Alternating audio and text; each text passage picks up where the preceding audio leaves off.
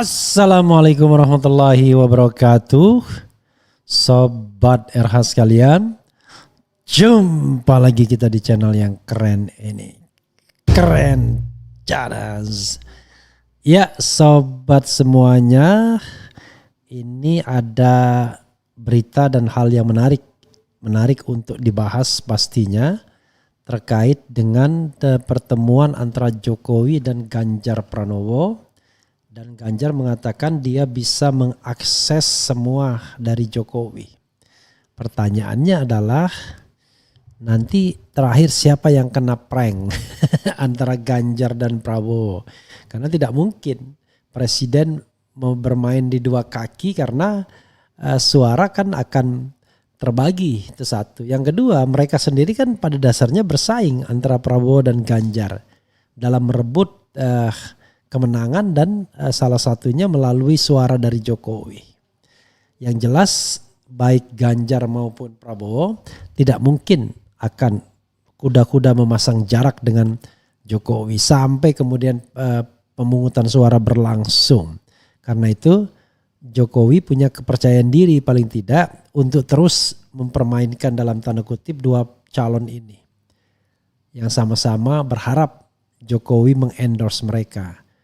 Ganjar sudah pasti memiliki kepercayaan diri karena dia adalah berasal dari satu partai yang sama dan sama-sama ditahbiskan sebagai petugas partai.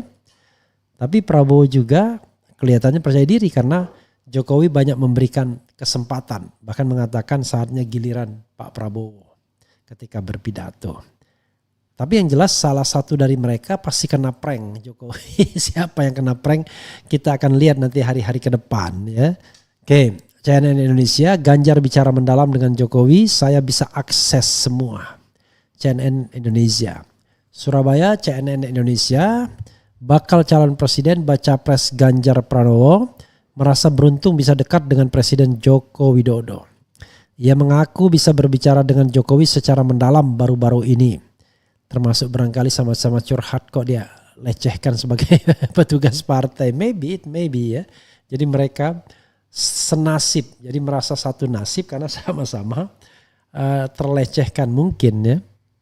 Hal itu dikatakan Ganjar di hadapan para relawan saat menghadapi Rakernas 2 sahabat Ganjar di Diandra Convention Center Surabaya. Saya sudah bertemu dengan beliau beberapa hari ini, saya bicara dalam sekali, saya orang beruntung kata Ganjar. Ganjar mengaku beruntung karena dalam pembicaraannya yang mendalam itu dia bisa mengakses seluruh kebijakan, program hingga jejaring yang dimiliki Jokowi. Luar biasa ya, nempel terus. Saya bisa mengakses semua seluruh kebijakan yang ada, termasuk program, termasuk jejaring yang beliau kenal di seluruh dunia. Luar biasa ucapnya ya, jejaring seluruh dunia. Politikus PDI Perjuangan itu juga menyebut Jokowi adalah mentor baginya. Dia pun berjanji akan menyelesaikan semua pekerjaan mantan wali kota itu bahkan mempercepatnya. Ya jangan lupa bayar utang juga. Karena Pak Jokowi itu mentor saya dan tugas saya harus membereskan semua pekerjaan yang sudah dikerjakan Pak Jokowi. Bahkan kami percepat, itu tugas saya katanya. Jadi yang dipercepat itu apa aja ya? Kita lihat. Ganjar gemetar. Sebelum ke Surabaya, Ganjar sempat memberi sambutan di acara peresmian sukarelawan Gapura Nusantara di Kelapa Gading Timur, Jakarta Utara. Pada kesempatan itu Ganjar bercerita bahwa dirinya gemetar menerima mandat dari Ketua Umum PDIP Megawati Soekarno Putri untuk Pilpres 2024. Padahal dia sudah persiapkan itu ya. Karena kan dia sudah deklarasi dulu kan, bukan deklarasi, dia mengatakan kesiapan. Pada 21 April 2023, Megawati mengumumkan bahwa partainya mencalonkan Ganjar pada kontestasi politik 2024. Saya sejak 21 April sebagai kader PDIP diberi amanah Bu Mega sebagai capres. Saya gemetar saat itu karena saya orang biasa saja, ujar Ganjar. Padahal dia sendiri sudah mengatakan siap sebelumnya. Ia lantas bercerita bahwa ayahnya merupakan pensiunan polisi Letnan 1. Oke. Saat itu hidupnya harus membayar utang dari bulan ke bulan. Anak-anaknya yang sudah punya penghasilan sendiri, lanjut Ganjar, harus membayar utang orang tua. Jadi kami tidak hidup dalam kesempatan yang mewah, ujar dia. Namun dari keterbatasan itu orang tua Ganjar memberikan semangat dan nilai-nilai perjuangan berbasis militer. Ajaran tersebut di mata dia berguna dan terkenang hingga sekarang. Ia juga bercerita sejak kecil sering diminta untuk menyemir sepatu. Jika tidak mengkilap maka Ganjar akan disuruh lari. Kita disuruh berasuh, membersihkan kuningan hingga mengkilap dan dilap 2 kali, ucap dia. Sejak kecil Ganjar juga terbiasa dengan cuci piring maksudnya, mengepel lantai hingga memasak nasi goreng sendiri. Pada kesempatan itu Ganjar membeberkan posisi sekarang yang diemban tak begitu saja diraih. Ia harus merangkak dari bawah. Ia mengaku aktif sebagai aktivis partai sejak mahasiswa hingga menjadi kader dan didikan PDIP. Apa iya ya? Saya kan nggak pernah tahu ya kalau Ganjar aktif di PDI ya. PDIP secara resmi telah mengusung Ganjar menjadi baca pres, tetapi hingga kini belum mengumumkan bakal calon wakil presiden. Partai ini terus berusaha membuka ruang bagi partai lain yang ingin bergabung dan berusaha menjajaki kerjasama dengan Partai Demokrat. Ya, saudara sekalian, itu kata Ganjar ya. Saya satu fakultas sama Ganjar.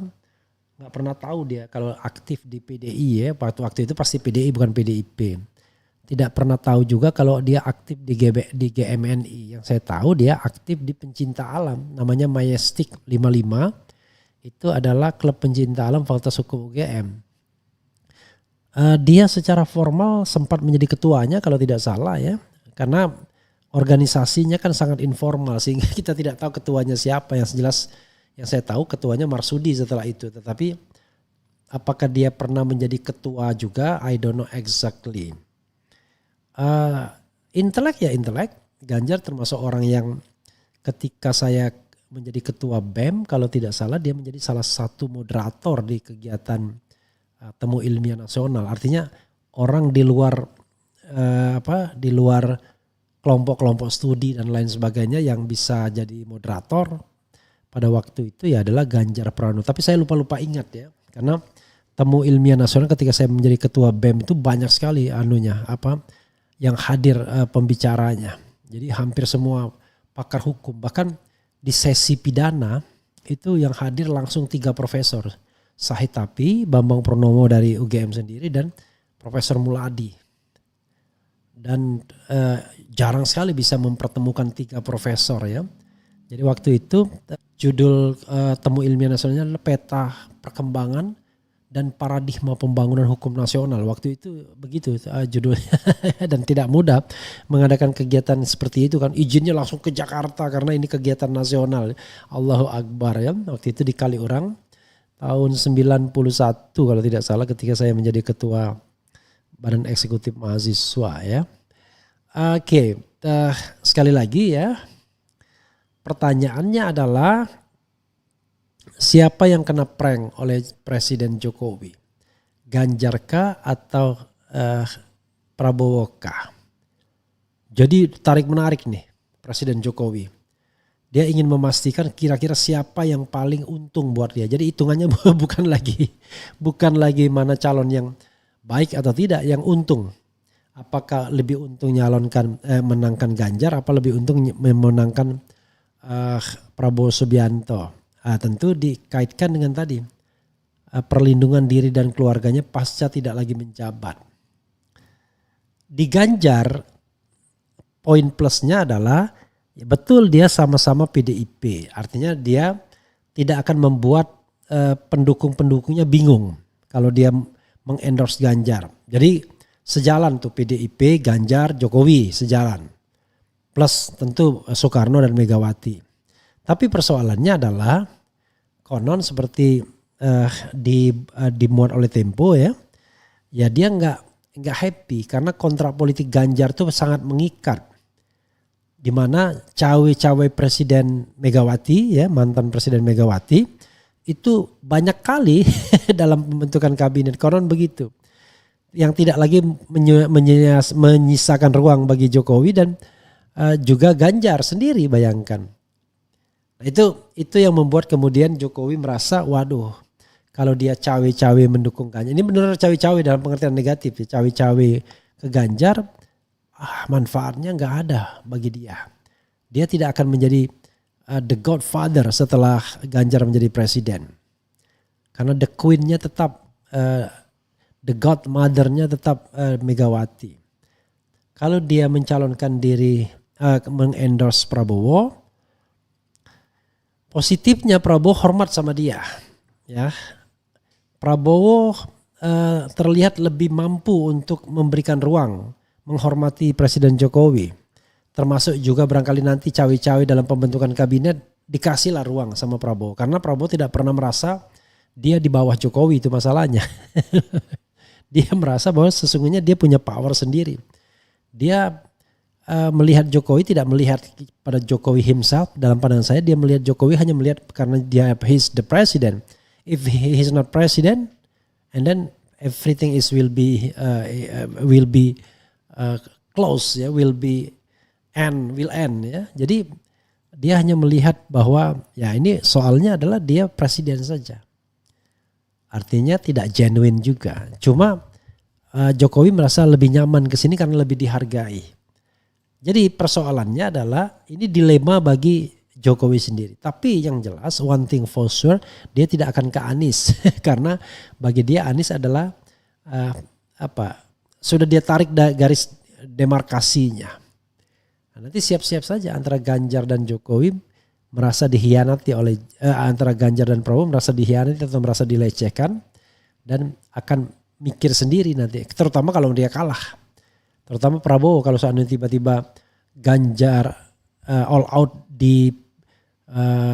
didukung oleh Jokowi, maka untuk sekian kalinya Prabowo akan dilukai oleh orang-orang yang dia ibaratnya dia anggap bisa menjadikan dia sebagai presiden, termasuk Presiden Jokowi kali ini. Wassalamualaikum warahmatullahi wabarakatuh.